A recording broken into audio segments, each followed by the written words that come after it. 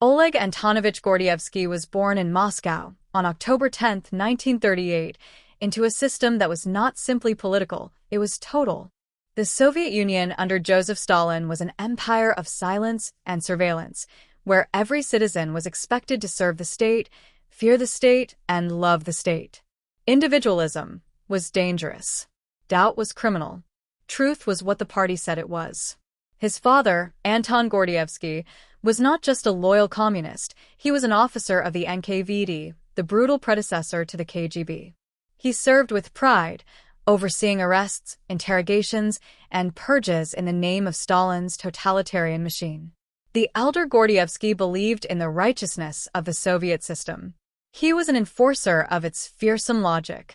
This was the world that Oleg was born into, a household where authority was absolute, secrets were currency, and the state came before everything else. From a young age, he was surrounded by the rituals and dogmas of Soviet patriotism. His path seemed clear: obedience, service, and, eventually, power. But something inside young Oleg rebelled against this invisible prison. As he grew up in post-war Moscow, he developed an insatiable curiosity for the world beyond the Iron Curtain. He loved foreign literature. He studied history. He read about philosophy and politics, sometimes secretly. He began to ask questions. Still, the state had plans for him. He enrolled at the Moscow State Institute of International Relations, GIMO, the elite breeding ground for diplomats and intelligence operatives. Admission was limited to the most loyal and intelligent. At GIMO, he studied German, English, Danish, and Norwegian. He traveled abroad. He was groomed for greatness, just as his father had been. By the early 1960s, Gordievsky was brought into the KGB. It was a natural evolution, not a surprise. To most of his peers, it was an honor. But for Oleg, it was the beginning of an internal war, a life of masks and lies. Chapter 2: Early Doubts and Dark Realizations. Gordievsky's first overseas posting was in East Berlin in the early 1960s. There, he saw the full machinery of repression at work. In 1961, the Berlin Wall was built, a concrete symbol of communist control, cutting a city in half. He witnessed desperation up close, people risking death to flee the Eastern Bloc. The ideals he had been taught as a child began to rot. The utopia promised by Soviet propaganda looked, in real life, like a prison camp. Yet he continued to serve. By 1968, he had returned to Moscow. It was then that the real fracture occurred. On August 20, 1968, the Soviet Union invaded Czechoslovakia, crushing the Prague Spring, a wave of democratic reforms led by Alexander Dubček. Czechs had hoped to build socialism with a human face. Moscow answered with tanks. For Gordievsky, it was the moment of moral awakening. The invasion wasn't just geopolitics. It was the murder of hope. He saw the brutality not as a defense of socialism, but as proof of its betrayal. He was disgusted, disillusioned. But he said nothing. To speak was to vanish. From that day forward, he began to hate the system he served. Yet, to survive, he had to keep wearing the mask. Chapter 3: Denmark and the Turning Point. In 1972, Gordievsky was sent to Copenhagen under diplomatic cover. It was a posting meant for trusted men. The KGB considered him loyal, capable, intelligent. But Copenhagen was a dangerous place for the mind of a dissident. There, in the democratic heart of Scandinavia, he saw what the Soviet Union lacked. Denmark was free, open, peaceful. People spoke their minds. They didn't fear the knock on the door. He watched young students debate politics in cafes, criticize their leaders, protest freely. The very existence of a society based on trust and liberty was a revelation. Copenhagen became his ideological awakening. He had spent his life believing the West was corrupt, imperialist, decadent. But what he saw was dignity, fairness, and freedom. By 1974, Gordievsky had made his decision. He would betray the KGB. It wasn't a dramatic act at first. He simply left clues. A meeting here, a drop there. British intelligence, MI6, realized he was trying to make contact. For Western intelligence, it was staggering. A serving KGB officer volunteering to spy for free. No money. No exit deal. No demands. Just a mission. Help the West understand the Soviet threat and stop a regime he saw as morally bankrupt. They called him Sunbeam. Chapter 4. The Man Who Knew Everything. Gordievsky became the most valuable spy in the West. He fed MI6 a torrent of secrets. Not just names or plans, but insights. He explained how the KGB operated, how they recruited, what they feared, what they misunderstood. One of his greatest contributions came in the early 1980s. At the time, the Cold War had entered a new, volatile phase. Ronald Reagan had become president. He called the USSR an evil empire. NATO installed new nuclear missiles in Europe. The KGB believed an American first strike was possible. In response, the Soviets launched Operation Ryan, a massive program to detect signs of an impending nuclear attack by the West. The Kremlin was convinced war might come, not by intent, but by accident. This reached a critical point in 1983 during the NATO military exercise Able Archer. The operation simulated a nuclear war, but it looked so real, Soviet leaders feared it wasn't a drill. They raised their alert levels. Pilots were placed on standby. The world was minutes from Armageddon, and no one in the West knew, except Oleg Gordievsky. Through him, MI6 learned that the Soviets weren't bluffing. They were terrified. His intelligence was passed to Washington. Reagan realized that his rhetoric had scared the USSR more than intended. The West scaled back, diffused tensions, and avoided the greatest nuclear miscalculation in history. Chapter 5. London. The Spy at the Center. In 1982, Gordievsky was posted to London. His KGB masters were impressed by his service. They wanted him to oversee Soviet espionage in Britain. In 1985, he was appointed resident designate, soon to become the top KGB officer in the UK. For MI6, it was a dream come true. The head of Soviet spying in London was already on their payroll. He fed them endless streams of data, KGB networks, operations, contacts.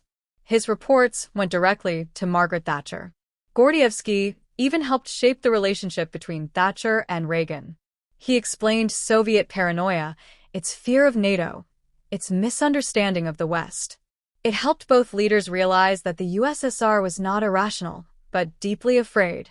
But just as he reached the pinnacle, disaster struck. In May 1985, the KGB summoned him back to Moscow. They claimed it was routine. Gordievsky knew better. Chapter 6. The Traitor's Web.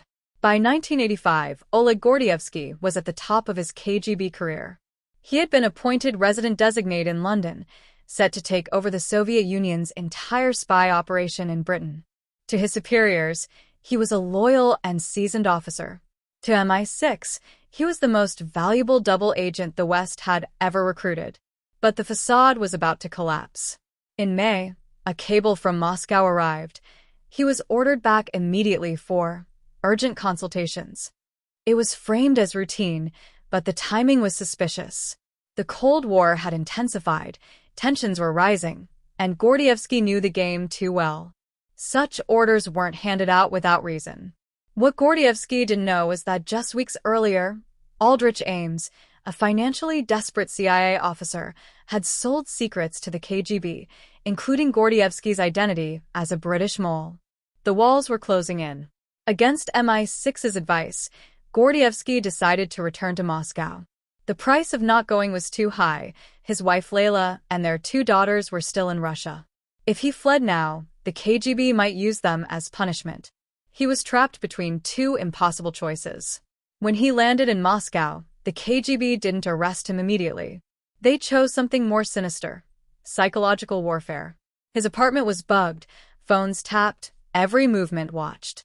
He noticed familiar faces tailing him.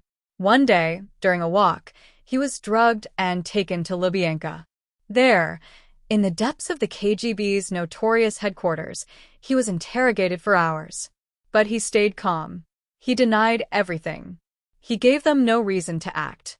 Eventually, they released him, but now he was under strict surveillance. His passport was confiscated. His career frozen.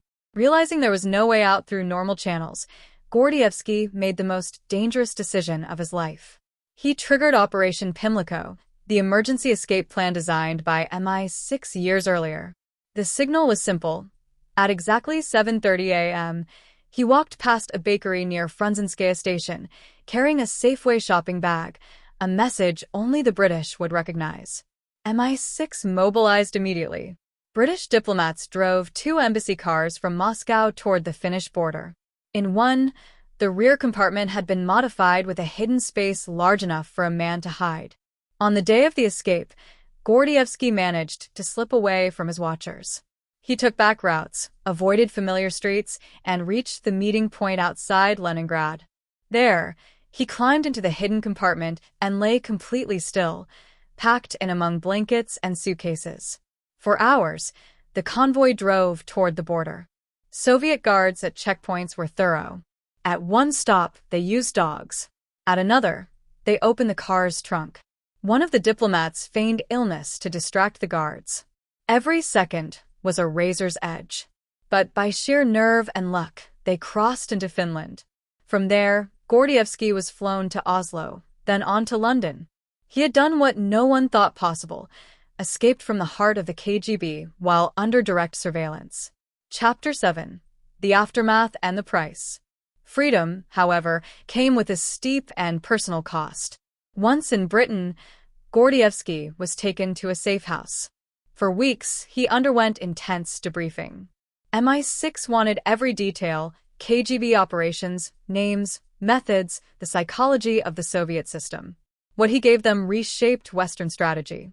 His insights confirmed what many suspected. The Soviet leadership was terrified, paranoid, and misinformed. He was awarded the CMG, one of the highest honors for a civilian.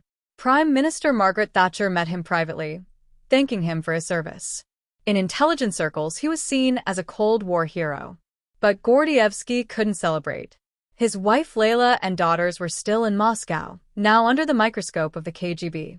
Layla had no idea her husband was a double agent until it was printed in Soviet media. She was humiliated, interrogated, blacklisted. Her life was shattered. Gordievsky pleaded with the British government to help bring them out, but during the height of the Cold War, it was impossible. For years, he lived in isolation, haunted by guilt, yearning for the family he had sacrificed for the truth. Only in 1991, after the Soviet Union collapsed, were Layla and the children allowed to leave Russia. The reunion was bittersweet. Too much time had passed. His marriage never recovered. Even in exile, he wasn't safe.